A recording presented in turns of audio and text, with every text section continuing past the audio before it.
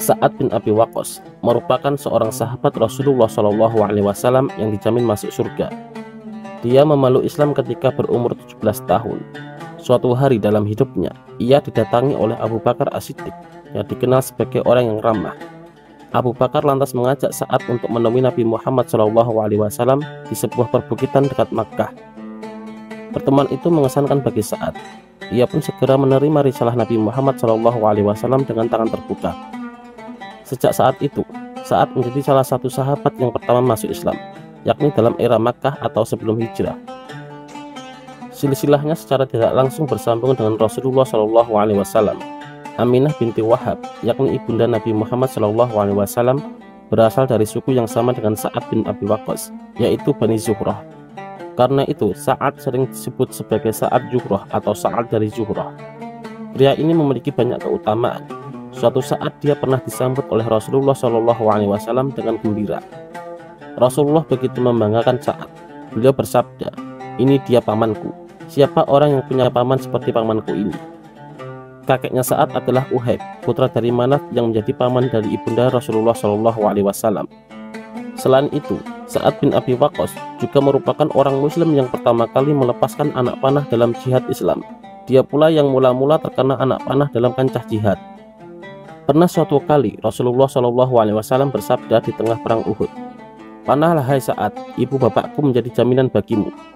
Ali bin Abi Thalib juga mengatakan, "Tidak pernah saya dengar Rasulullah mengatakan ibu bapaknya sebagai jaminan seseorang kecuali untuk Sa'ad." Sa'ad adalah seorang kesatria Muslim yang paling berani. Ia mempunyai dua kekuatan yang sangat ampuh, yaitu panah dan doanya.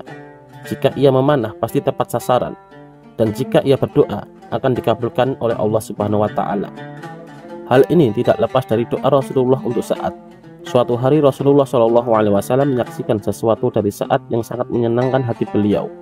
Maka Rasulullah pun bermunajat, "Ya Allah, tepatkanlah bidikan panahnya Sa'ad bin Abi Waqqas dan kabulkanlah doanya." Sa'ad menjadi masyhur lantaran doanya disebut makbul.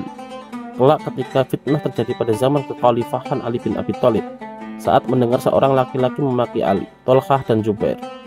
Orang itu bahkan terus menolak untuk berhenti mencaci maki. Maka Sa'ad pun berkata, "Kalau begitu akan saya doakan kamu kepada Allah." Laki-laki tadi lantas berkata, "Rupanya kamu hendak menakutiku seolah-olah kamu seorang nabi." Maka Sa'ad pun pergi berwudu dan melakukan sholat 2 rakaat kemudian berdoa, "Ya Allah, kiranya menurut ilmumu, laki-laki ini telah memaki segolongan orang yang telah memperoleh kebaikanmu dan tindakan mereka mengundang amarah murkamu. Maka mohonlah dijadikan hal ini sebagai pertanda dan pelajaran." Tidak lama kemudian, tiba-tiba dari salah satu pekarangan rumah muncul seekor unta liar dan menabrak laki-laki tadi sehingga meninggal. Sa'ad adalah teladan istiqomah dalam iman dan hidayah. Betapa mahalnya hidayah itu bahkan harus dipertahankan dengan susah payah. Terkisahlah ibunda Sa'ad yang melakukan mogok makan berhari-hari demi menentang keislaman anaknya. Semakin hari, semakin parahlah kondisi ibu Sa'ad. Dalam ujian keimanan yang berat seperti ini, Sa'ad berkata kepada ibunya, "Demi Allah, ketahuilah wahai ibunda, seandainya bunda memiliki 100 nyawa, lalu ia keluar satu persatu, maka tidaklah anakmu ini akan meninggalkan agama ini, walau ditebus dengan apapun." Akhirnya, hati ibundanya itu luluh. Tak lama berselang, turunlah ayat Al-Quran terkait kisah Sa'ad bin Abi Waqqas, yaitu surat Luqman ayat ke-15, yang artinya, "Dan seandainya kedua orang tua memaksamu untuk mempersekutukan aku, Allah, padahal itu tidak sesuai dengan pendapatmu, maka janganlah kamu mengikuti keduanya." Di antara cerita kepahlawanan Sa'ad yang lainnya adalah ketika pasukan muslimin yang sedang dipimpinnya terhadang sungai Tigris. Kala itu umat Islam akan membebaskan Irak. Padahal wilayah itu belum banyak dikenal oleh kaum muslimin yang umumnya berasal dari Jazirah Arab. Alih-alih mundur, Sa'ad memerintahkan pasukannya untuk terus menyeberangi sungai demi mensukseskan jihad ini. Berkatalah ia kepada pasukannya, "Bacalah hasbunallah wa ni'mal wakil." Kemudian dikerahkan kudanya menerjuni sungai yang diikuti orang-orang setelahnya. Maka berduyun-duyun pasukan muslim menyeberangi sungai. Ketika ada salah seorang prajurit yang menjatuhkan air minumnya, dilandasi semangat fastabiqul khairat, pasukan muslimin berebut mencarikan tempat air itu.